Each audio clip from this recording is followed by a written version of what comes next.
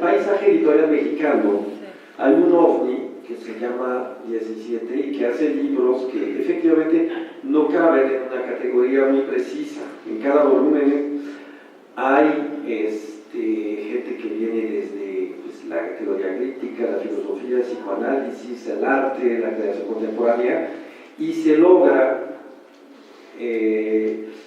mezclarlos. A veces uno tiene, yo creo que es la intención, si no me equivoco, Benjamín, casi se podría hablar para algunos volúmenes de un número especial en una revista, de repente como una acumulación de textos que van del mismo lado, porque estarás de acuerdo, pero ahorita te digo la palabra, que hay una especie de unidad adentro de esta nebulosis que representan esos libros. Gracias. Sí suena, ¿verdad? Bueno, primero voy a ser una persona educada y voy a agradecer a Benjamín la oportunidad de estar aquí, de estar con amigos aquí. Y antes también voy a agradecer eso, que me haya invitado, voy a agradecer que lo haya hecho además en unos términos muy halagadores que no merezco, pero que también agradezco.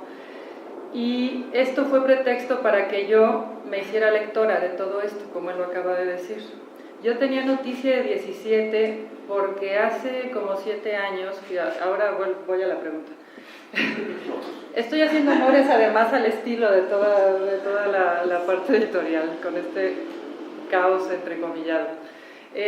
Hace unos 7, 10 años, cuando empezábamos a tener cuentas de Gmail, que en aquel entonces eran muy novedosas y no las tenía cualquiera, resulta que esa cuenta del Gmail que se supone que nadie entraba, empezó a llegarme publicidad de 17. Entonces yo dije, ¿cómo me llegó esto? O sea, ni los conozco, hace años que no estoy en México. Y primero no les hacía caso, pero después fui leyendo lo que enviaban y la verdad es que me pareció muy interesante y mi primera reacción fue pensar que era publicidad española, porque yo estaba viviendo en ese momento allí. Y mi sorpresa fue mayúscula cuando me di cuenta de que era una iniciativa mexicana, porque hasta los años en los que yo había estado en México, pues no conocía proyectos similares. Estoy hablando de la parte de las clases, no todavía de las publicaciones, que me pareció muy interesante. Yo creo que todo esto, incluida la parte editorial, es realmente una necesidad que surge no nada más en este sentido de hacer libros como proyección de todo un programa general de discusión y reflexión y proyección de cierto tipo de pensamiento. Yo creo que es una necesidad que empezamos a tener como hombres de este siglo, como pensantes de este siglo, y que agradecemos que haya un grupo o un editor que se haya dado a la tarea de hacerlo. En efecto, si todos funcionáramos con las reglas del mercado, la verdad es que no quiero decir qué libros tendríamos ahora en la oferta, y tampoco quiero decir qué tipo de lectores tendríamos, porque las dos cosas van unidas.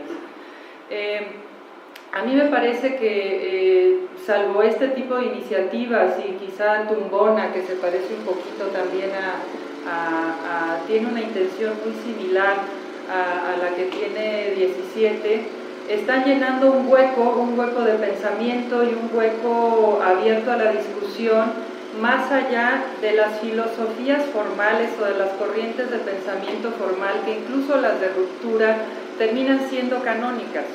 Esta es una cosa aparte. Esto, lo que están haciendo, nos habla mucho quizá del pensamiento o de lo que nos conforma como seres del siglo XXI. Y me parece que esta visión y esta posibilidad que nos dan los ensayos, los distintos trabajos de toda la labor editorial que encabeza Benjamín, pues simplemente están reflejando lo que somos o tratando de ordenar el pensamiento casi caótico que solemos tener si no pertenecemos a ciertas escuelas de pensamiento. Editorialmente, yo creo que, más allá de llenar un hueco, de ser un reflejo de cierto casi filosófico de lo que somos, Me parece que editorialmente también hay una especie de desorden que tiene un orden. Voy a lo siguiente, y a lo mejor hay una parte también de crítica que no entiendo y que sí me gusta que habláramos sobre ello. Casi la mayoría de los libros, los que hemos apoyado nosotros, por ejemplo, son libros cerrados sobre una investigación, pues muy al estilo de algo que apoya una editorial estatal, ¿no? Pero todos los demás juegan mucho, son libros que entrevistan, son libros que tienen distintas temáticas dentro, y hay uno que me sorprendió muchísimo, a lo mejor también por mis filias personales, y es el del arte de leer. Y resulta que después de hacer todo el resto de libros, después de tratar temáticas muy actuales, aparece un libro, el número 4, justo a la mitad de camino, donde lo que se presenta es la traducción de un teólogo del siglo XII francés, ¿no? Está muy bien, la traducción es de uno de sus textos más famosos, que habla en efecto sobre la lectura, pero lo habla un teólogo de aquel siglo, y es un señor que es un escolástico a final de cuentas, que sí tiene...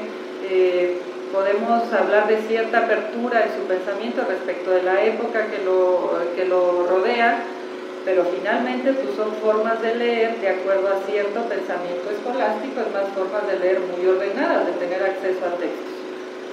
Muy bien, no sé por qué apareció de repente ese texto y luego volteamos el libro, que no sé si me lo puedes prestar, que además creo que es el único que hace ese juego.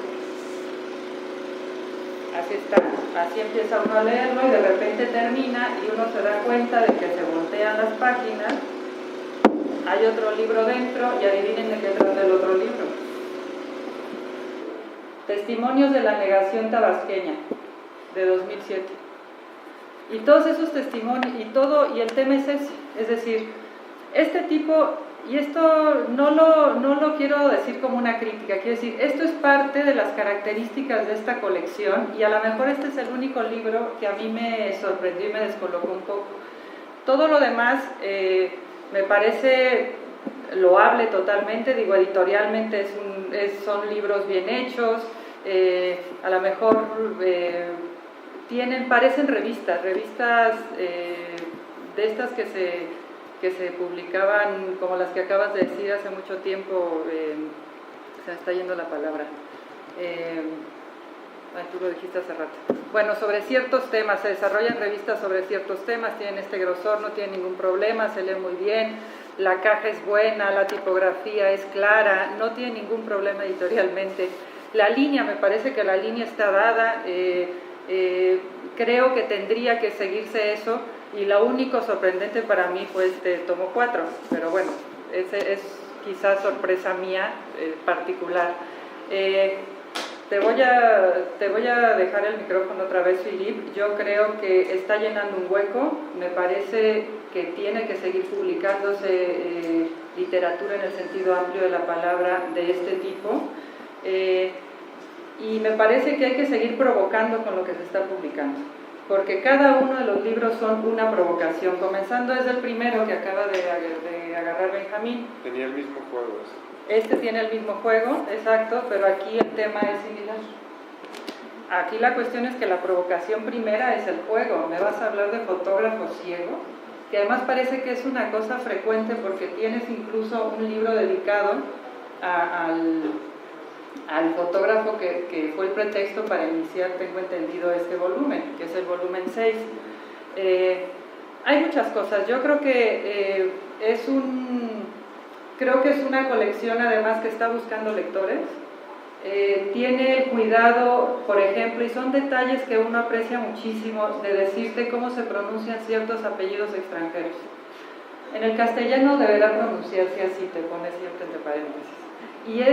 Y son textos realmente muy de divulgación y de un primer acercamiento, es decir, no son elevados, no son filosofías de difícil acceso para un público restringido, realmente lo que tienen es esa gran ventaja, son textos de divulgación de otro tipo de pensamiento, de otro tipo, ¿no? A lo mejor de otro pensamiento o de un pensamiento que a lo mejor realmente está entre nosotros y no estamos acostumbrados a verlo ni a transitar sobre él porque no forma parte del canon.